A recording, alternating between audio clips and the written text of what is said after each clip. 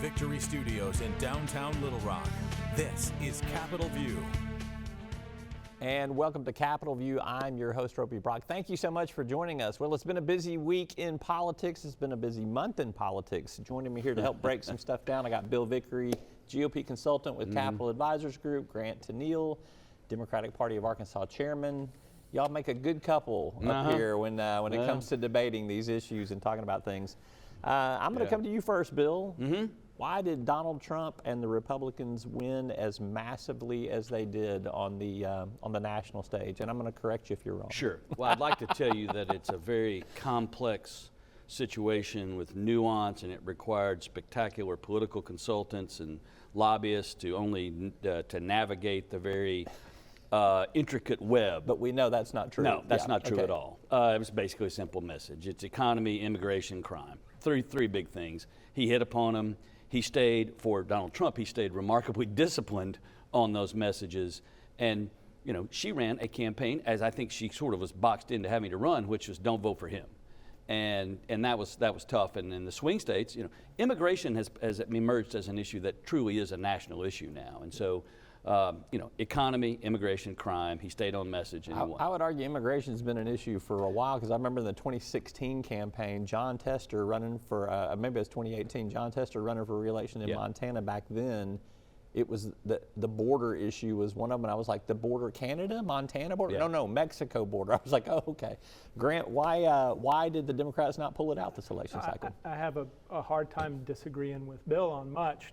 Trump stuck to a message that the American people wanted to hear, and clearly they were willing to overlook all sorts of personal issues to go ahead and vote for him. And I do think that that the other thing that's correct is that Democrats thought the message and the entire purpose for the campaign is surely nobody's going to vote for this guy. I do think that there's a real credibility issue, and I'm just going to cut across the board here in terms of message carriers now. I mean, I think at some point, moderate voters, quote, undecided voters, they just tuned out. When they heard Adolf Hitler, there was no credibility associated with that there. And so they just tuned out. They're not an insider, and they're not part of an elite group that we can get each other worked up with these catchphrases and all that. They just looked and said, economy, crime, inflation. Well, I would argue that I don't know if Trump's message was that crystal clear, because if you watched any campaign speech that he gave, they were meandering hour and a half, undisciplined messages. Now, maybe in TV commercials and maybe with surrogates and in the news cycle in terms of what you see on Fox News on a regular basis or in your Facebook social media feeds, there was that consistency of message, but it wasn't coming from the candidate. But Robbie, I also think that it's the mass, it's the whole. He was hard to follow, but he stuck to the same three things. He said different crazy stuff about him at every single stop, but he didn't get off of immigration, crime, and the economy. Never got off of it. All right, I want people who, I've had this conversation with some folks in some groups that I've spoken to since then, why were the pollsters off? Why was the election not closer than it was? It actually was a pretty close election, and it actually was, the polls were not that far off. Right. It's just Trump kind of ran the inside straight and won all of the close states that he needed to. Here's just a little fact for you here. Literally 119,000 votes in Wisconsin, Michigan, and Pennsylvania, and there would have been 44 electoral college votes go the other direction. She would be president, he wouldn't. So that 129,000 votes in 3 states is not very many votes. I mean, it was 40-some-odd thousand the last election. It was 60-some-odd thousand the election before that. To your point, you're right. It could have been Trump over Biden. It could have been Hillary Clinton over Trump. So it's kind of been that way. I mean, it sort of boils down to a field goal and a turnover in the fourth quarter. I mean, that's kind of what I think we're saying, and that's true. The partisanship is hardened. The divide is there, and we see it. And I think everybody's just wondering if at any point something socially will come along and make people go, hang on a minute. Because Americans did some things this time that seem out of character. We have returned a felon to the Yeah, White but people House. Well, he don't wasn't believe a he's a felon the felon. first time, But people so. don't believe he's a felon. That's just it. They look at it and say, well, it's, and no pun intended, it's kind of trumped up. And I mean, it didn't affect him. I mean, Yep. All right, let's talk about Crimes this. are still crimes. Let's talk about what will be the hallmark of a second Trump administration. Bill, I'll let you go first on this. What can we expect in a second Trump administration?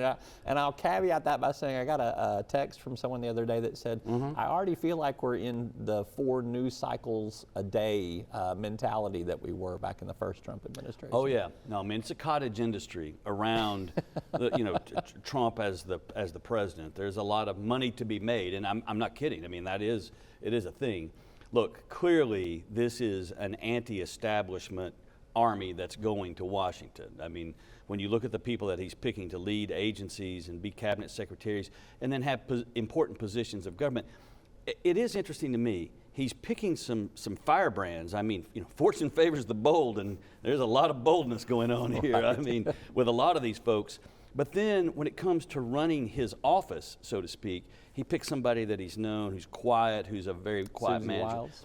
And so this is a guy that was prepared to go this time, as opposed to 2016, where he sort of went, I won, now what do I do? Right, yeah.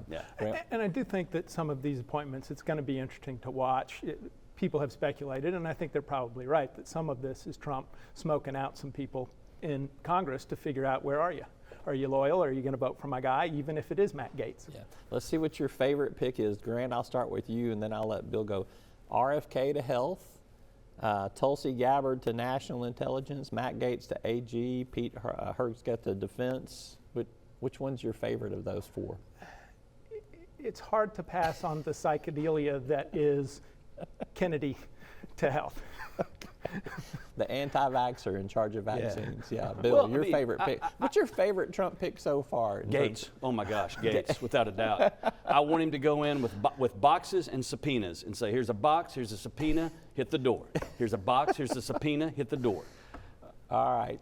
And by the way, Tulsi Gabbard is as qualified to do the position that she's been appointed to as Robert Gates was when he was named Defense Secretary. She's a member of Congress. She's served on relevant committees.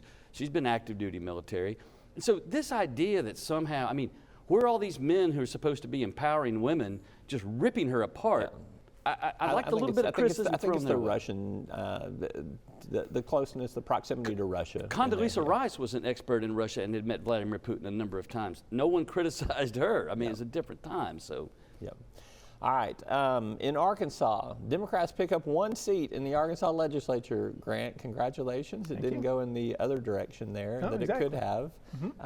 But that's not going to change much in terms of the vote count No, in the it Arkansas won't change much legislature. in terms of the vote count. Tell me why 1 pickup is significant. Because we haven't done it in 20 years. Yeah. And so showing ourselves and everybody else that we can put one foot in front of the other and win a race is important. Yeah. And as wild as I am about the pickup, the thing that I think myself and most other Democrats in the state are the most proud of are the defenses. We defended 3 really tough seats. Yeah. And our opposition was coming after us. Yeah. Bill? What I think this diabolical genius here to my right, and he's been my friend for a long time, is I think he has an understanding. He has a long view here. You don't turn the ship around quickly. You see that in bad college football programs that they're constantly getting a new coach every 2 or 3 years. You got to have a long view, whether it's building a football program or rebuilding a party in a state. So hats off to him for that. All right, what do we expect in the Arkansas legislature? We've got about a minute left here. Grant, again, I'll let you go first. Bill, I'll let you wrap it up on that. What do we expect in the Arkansas legislature that Democrats will be supportive or playing defense against? Well, but I think first, Bill talked about boldness a few minutes ago, and I think you're going to see some boldness from the Democratic caucus in ways we haven't before, just in terms of starting conversations. Okay. But maybe not passing legislation. There you go. So I do. I think there's still a march to 0 for state income tax rates because that's such a critical thing. And you see now as people flee California, Illinois, New York, and they go to sunnier states with lower tax rates, that's very attractive. It's attractive to get human beings to come down and live in your state. And that's important, and I applaud the legislature for taking a look at it. well, there won't be tax cuts in the regular session, but there'll probably be a special session right after it to consider what those tax cuts may be. All right.